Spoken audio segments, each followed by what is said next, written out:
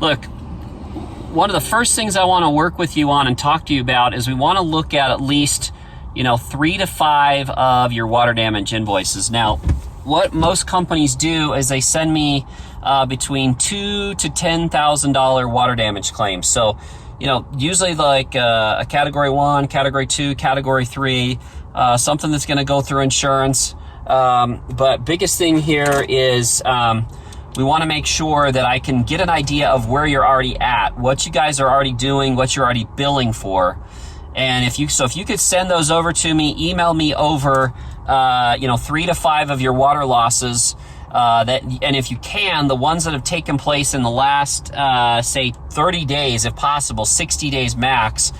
But I don't want jobs that are from, 2 years ago or 6 months ago, because that's what you were doing back then. I want to know what you guys are currently doing now on water losses. And then you email those over to me and I will,